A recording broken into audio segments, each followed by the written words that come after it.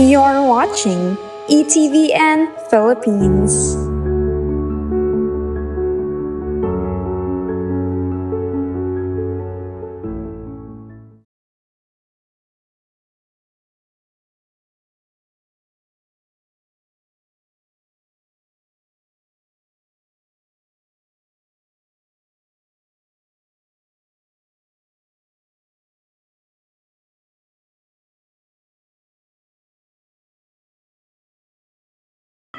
Good news mga kapanalig, magandang umaga, tanghali at gabi. Narito ang number one na pare para sa puso namin, si Father Arlo Yap, ang chairman ng Episcopal Commission of Biblical Apostolate at nag-head nitong 26th National Bible Workshop sa Baguio. And sabi ko nga, napakadami ng accomplishment pero ito, yung pagplant ng seeds na sa iba-ibang region sa buong Pilipinas ng Biblical Apostolate, ito talagang isang kahanga-hanga. So Father Arlo, ano po ba ang mensahe ng Bible workshop natin ngayon? First, do you believe that health is wealth? Yes or no? Yes! Don't forget, even if health is wealth, good friendship is wealthier. Good friendship is wealthier. Bakit? Kahit may sakit yung nanay mo at yung mga anak ay nagkakasundo, nababawain sakit. At kahit wala silang sakit, yung mga anak mo nag-away-away, magkakasakit sila. Kaya nga, friendship is wealthier. At yung friendship na yung means connectivity. Importante ang connectivity. That is why, for this year, National Bible Workshop is all about connectivity. At aming theme, collab with love in the Word, in a spirit of synodality. Collab with love. Collaboration means connectivity. At dito sa ating National Bible Workshop, as Episcopal Commission on Biblical Apostolates, we collaborate with different ministries in CBCP. First, Family and Life, BEC, Liturgy, Catechetics, and Social Communication.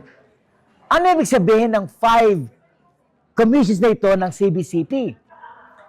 Kami, sa Episcopal Commission Biblical Apostolate, meron kami mga tools.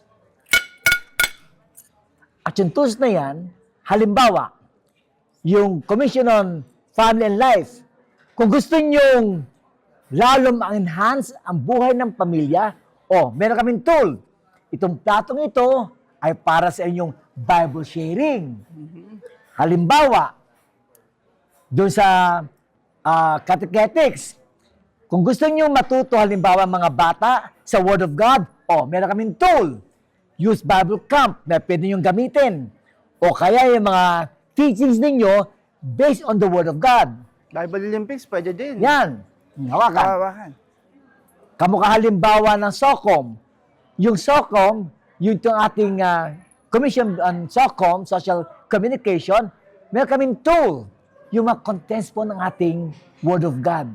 Pinang-ibigay sa kanila. Anong point?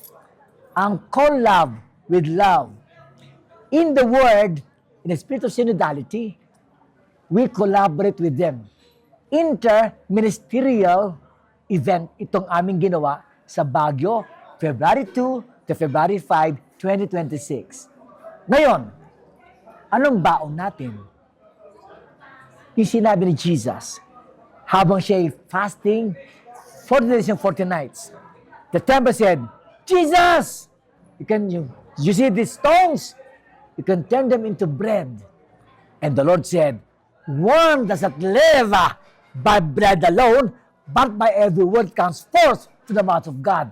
Meaning to say, one does not live by bread alone, pagsikmura lang yon. But by every word that comes forth from the mouth of God, sabihin, feeding your mind. Yung sinasabing food for thoughts. Kaya ang Word of God is meant to nourish the way you think. It's all in the mind. Kaya importante, yung pag-iisip mo ay maliwanag sa mata ng Diyos dahil sa kanyang salita.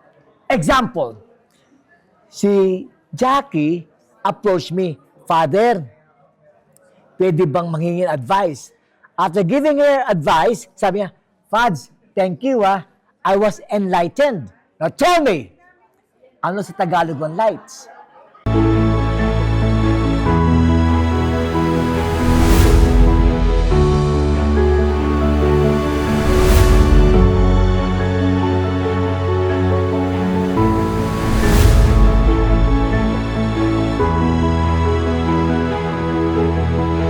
You're watching ETVN Philippines.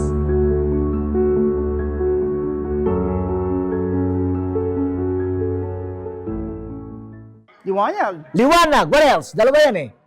Sirit na. Magaan. Therefore, nagliwanag ang isip at saka gagaan ng kalooban. Ask me why? Why? It's mind over matter. Nagliwanag mo ng isip at saka gagaan ng kalooban. Not other way around. Kayong puso ang siyang nagiging tagasalo ng salita ng Diyos. Tandaan mo papasok sa utak, magliliwanag ang isip, gagaan ang puso, at yung puso magpapam ng ganyan, yung buong blood sa buong katawan, yun sinasabing transformation. Kaya it begins with the way you think, the Word of God, goes on to your heart, pumps it out, then we become a new person with the Word of God.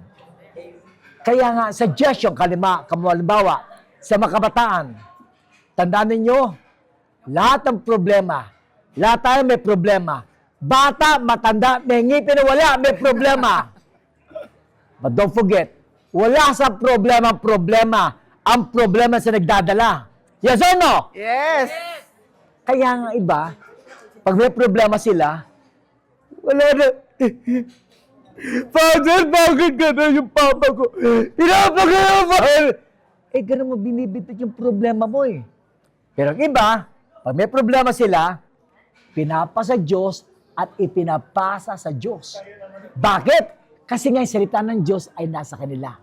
Pinapasa Diyos at ipinapasa sa Diyos. Kaya wala sa problema. Ang problema nasa nagdadala. Salamat ng marami. Ito si Father Arlo Yap, SVD, Episcopal Commission Biblical Apostolate, Executive Secretary. God bless you po. So, Father Arlo, last na. Oh, Ano po ang favorite mong Bible verse at bakit? 1 Corinthians chapter 10, verse 13. 6, 7. 1 Corinthians 10:13. Ang pagkakasabi, sabi ni St. Paul, lahat ng pagsubok ay dinanas sa ibang tao. Sabihin yung pagsubok mo, yung problema mo, hindi lang ikaw may problemang ganyan. In fact, yung iba may problema, mas masahol pa sa'yo. Yun po, 1 Corinthians chapter 10, verse 13. Tapat ang Diyos at hindi kayo susubukan na higit siya makakaya. Ibig sabihin, lahat ng problema mo, kaya mo yan. Don't ever say, Lord, hindi mo kaya. Please excuse me. Akala mo ang mambubuli sa'yo, yung ibang tao. Hindi! Ang binubuli mo, sarili mo. Pag sinabi, Lord, hindi ko kaya. Binubuli mo sarili mo. Tanda mo, lahat ng problema ay dinaan sa ibang tao, tapat ang Diyos, at hindi ka susubukan higit si makakaya. Bagkos, bibigyan kanya ng lakas para mapagtagumpayan yun. In other words, si Lord, bibigyan kanya ng strength to overcome it. Ano may strength na yan? Sometimes si Lord, papadala siya, persons, events, para magkaroon ka ng nourishment. Persons and events para maging lakas mo in His perfect time. Again, in His perfect time. Persons, events, in His perfect time. Because in His time, He makes all things beautiful. 1 Corinthians chapter 10, verse 13. Lahat ng pagsubok ay dinan sa ibang tao. Tapat ang Diyos at hindi ka susubukin na hindi siya makakaya. Bagkos, bibigyan kanya lakas para mapagtagumpay na yon. 6, 7. So, thank you, Father.